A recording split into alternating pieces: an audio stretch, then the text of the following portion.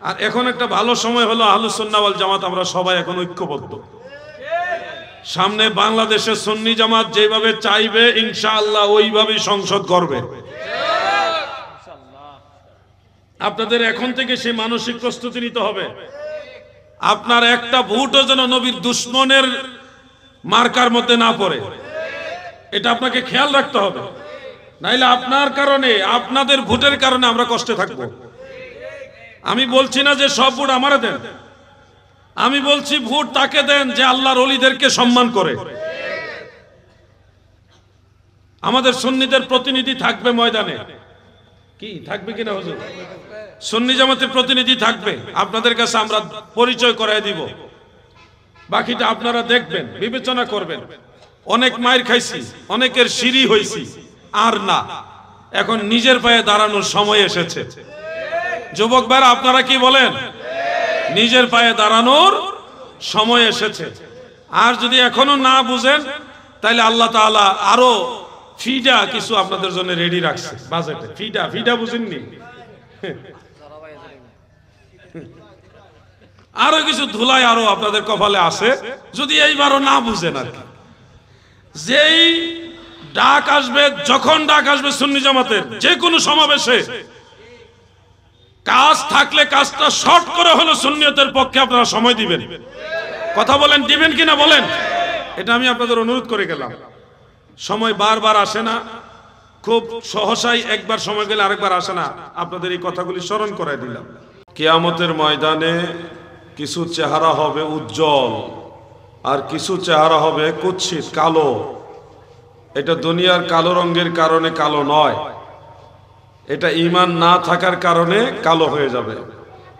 আর যে চেহারাগুলি উজ্জ্বল হবে ঈমান থাকার কারণে উজ্জ্বল হয়ে যাবে।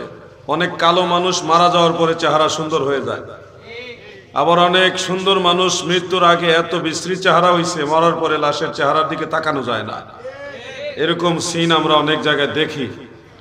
হাসরের ময়দানে ঈমান থাকা না থাকাকে কেন্দ্র করে দুই রকম চেহারা হবে।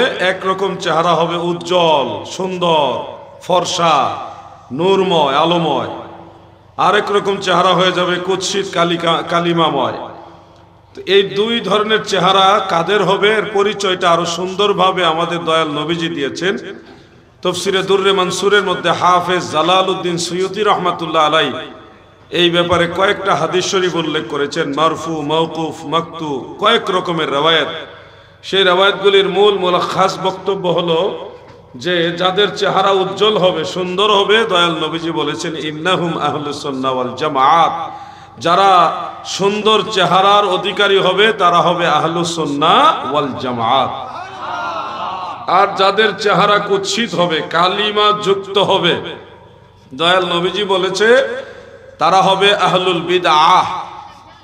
আহলুল বিদআহ, বিদআতি যারা তারা। তো আহলুল বিদআহ বলতে এখানে দুই রকম হইতে পারে। বিদআত প্রথমত দুই প্রকার, একটা হলো বিদআত ফিল ইতিকাদ, আরেকটা হলো বিদআত ফিল আমাল। অর্থাৎ প্রথমটা হলো আকীদার মধ্যে বিদআত প্রবেশ করা, আর দ্বিতীয়টা হলো আমলের মধ্যে বিদআত প্রবেশ করা। আকীদার মধ্যে বিদআত প্রবেশ করার অর্থ হলো যেই ধরনের আকীদা আল্লাহর নবী এবং সাহাবায়ে কেরাম রাখতেন না, নতুন করে একটা বিশ্বাস বা আকীদা ইসলাম ধর্মের মধ্যে প্রবেশ করে নেওয়া হয়েছে, প্রবেশ করানো হয়েছে। ওই নতুন মতাদর্শটাকে, আকীদাটাকে বলা হয় বিদআত ফিল ইতিকাদ, মানে বিদআতি আকীদা। উদাহরণ হিসেবে আপনাদেরকে বলি, রাসূল পাক এবং সাহাবায়ে কেরামের বিশ্বাস ছিল আমাদের নবী সর্বশেষ নবী, আমাদের নবীর পরে আর কোনো নবী আসবে না। কারণ দয়াল নবীজি বলেছেন লা নাবিয়্যা বা'দি, আমার পরে কোনো নবী নাই। আল্লাহর নবী ডাইরেক্ট নিষেধ করেছে আমি সর্বশেষ নবী, আনা খাতামুন নবিয়্যিন, আমি সর্বশেষ নবী। লা নাবিয়্যা বা'দি, আমার পরে কোনো নবী নাই।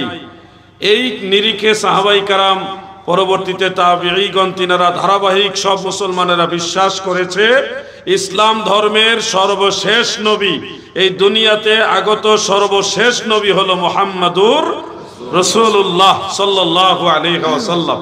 কিন্তু পরবর্তীতে একে একে দেখা যাচ্ছে নতুন নতুন নবী দাবিদার লোক আবির্ভাব হয়েছে। কেউ পুরুষ, কেউ মহিলা, বিভিন্ন ধরনের মানুষ নবী দাবি করা শুরু করেছে। এই যে দাবিটা, এই যে একটা বিশ্বাস, এই যে একটা আকীদা যে গোলাম আহমদ কাদিয়ানী বা অমুক ব্যক্তির নবী বা নবী হতে পারে, নবীর ছায়া নবী, নবীর প্রতিনিধি নবী, আংশিক নবী, এই যে একটা বিশ্বাস নতুন করে ইসলামের মধ্যে ঢুকেছে, এটাকে বলা হয় বিদআত ফিল ইতিকাদ।